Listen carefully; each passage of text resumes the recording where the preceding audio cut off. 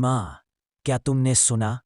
लोग कहते हैं कि उस पुरानी हवेली से रात को अजीब आवाजें आती है।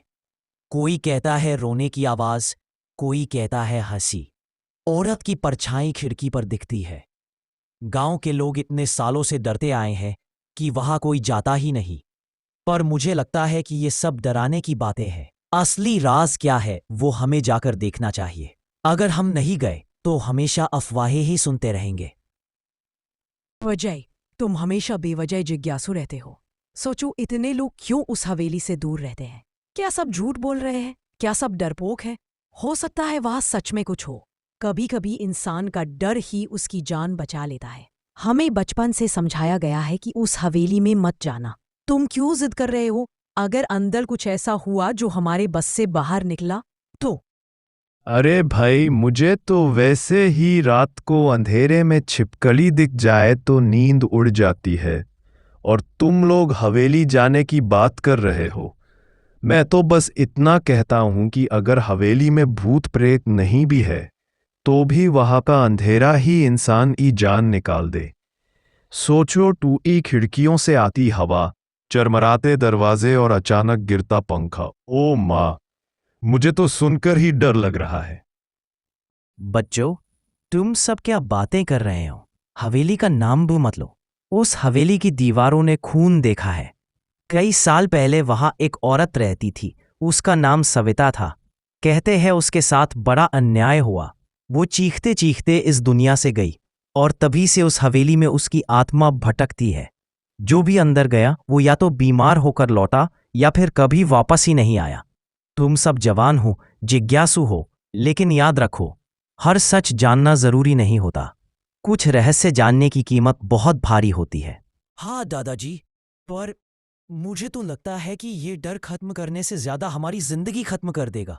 आप ही कह रहे हैं कि लोग कभी लौटे नहीं, तो हम क्यों खतरे में पड़े? मुझे तो सुरक्षित रहना ज्यादा पसंद है, बजाय कि रहस्य खोजने में अपनी टांग तुड़वाऊं। सुनो सब लोग, हम आज रात हवेली जाएंगे।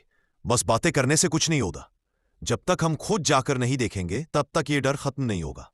मैं मानता हूं कि खतरा है, लेकिन अगर हम एक दूसरे का साथ देंगे तो कुछ नहीं होगा। याद रखो, डर सिर्फ दिमाग में होता है। हिम्मत वहीं जन्म लेती है जहां डर खड़ा होता है। आज रात हम सच जानेंगे, और अगर हम सफल हुए तो पूरे गांव को बता पाएंगे कि अब डरने की जरूरत नहीं। भाई अजय, तेरी बातें सुनकर तो लग रहा है कि तू कोई फिल्म का हीरो है, लेकिन मैं तो फिल्म का कॉमेडियन ही ठीक हूं।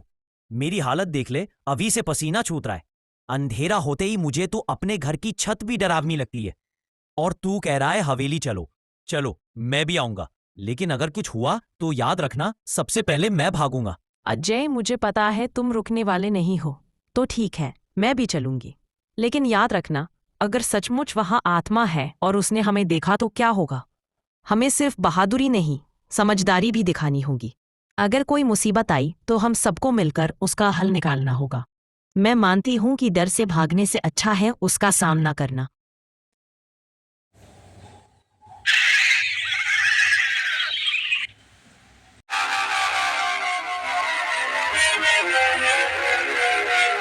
कौन है वहाँ?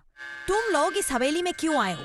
क्या तुम्हें पता नहीं कि यहाँ कदम रखना मौत को दावत देना है? मैंने सालों से इस हवेली की रखवाली की है। मैंने रातों में औरत के चीखने की आवाजें सुनी है, खिड़कियों से उसके आंसुओं की गूंज सुनी है, कभी उसकी परछाई देखी है। यह हवेली सिर्फ ईंट और पत्थर की नहीं है। यह हवेली अधूरी आत्मा की कैद खाना है। बच्चों, वापस चले जाओ। ये जगह तुम्हारे खेलने की नहीं है। काकी, हम यहां खेलने नहीं आए, हम सच जानने आए हैं। अगर वाकई यहां आत्मा है तो हमें उसकी अधूरी कहानी सुननी होगी। अगर हम जान जाएं कि उसके साथ क्या हुआ था तो शायद हम उसकी आत्मा को शांति दिला पाए। डर कर भागना आसान है, लेकिन किसी के दर्द को समझना मुश्किल, और हम वही करने आए हैं। तुम सब इंसान हो, लेकिन यहाँ क्यों आए हो? क्या तुम्हें नहीं पता कि यह हवेली मेरी आखिरी चीखों की गवाह है? मैं सविता हूँ, इस हवेली की रानी। मुझे यहाँ धोखे से मार दिया गया।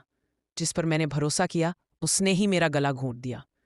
मेरा सपना था कि मैं इस हवेली को जीवन से भर दूंगी, बच्चों की हंसी गूंजेगी, लेकिन मुझे अंधेरे में दफन कर दिया गया। मेरी आत्मा आज तक न्याय के लिए भटक रही है। गांव वाले मुझे भूत कहते हैं, लेकिन असली भूत वो है जिसने मेरा खून किया। तुम लोग मुझे देखकर क्यों कांप रहे हो? मैंने किसी का क्या बिगाड़ा? मुझे सिर्फ शांति चाहिए। मेरी सच्चाई बाहर लाओ। मुझे मुक्ति दो। सविता दीदी, हम आपकी कहानी सुनने आए हैं। हमें डर नहीं लग रहा, हमें आपके दर्द का एहसास हो रहा है। आप कहें तो हम सच्चाई पूरे गांव के सामने रखेंगे। लोग आपको भूत नहीं, पीड़िता मानेंगे। आप चाहे तो हमें सब बता दीजिए, ताकि आपका दर्द अकेला न रहे। हाँ बहन जी, मेरा मतलब है आत्मा जी, मैं तो बहुत डरता हूं, लेकिन आपकी बात सुनकर लग रहा है कि डर से ज्यादा आपका दर्द बड़ा है। मैं वादा करता हूं मैं गांव के लोगों तक आपका संदेश पहुंचाऊंगा। शायद तभी ये हवेली डर की नहीं, इंसानियत की पहचान बनेगी। सविता बेटी, तुम्हारा दर्द अब खत्म होगा। ये बच्चे तुम्हारे सच को बाहर लाएंगे। न्याय भले देर से मिलता है, लेकिन मिलता जरूर है। आज हम सब मिलकर तुम्हें मुक्त करते हैं। देखा रीमा, देखा किशन, सच की ताकत ने डर को हरा दिया। अब यह हवेली किसी डर की नहीं, न्याय की निशानी बनेगी। हमें लोगों तक ये बात पहुंचानी होगी। हाँ अजय, सच में डर खत्म हो गया। अब इस हवेली का नाम लोग सम्मान से लेंगे, डर से नहीं। और सबसे बड़ी बात, अब मुझे रात को छिपकली से भी डर नहीं लगेगा, क्योंकि मैंने भूत से बात कर ली है।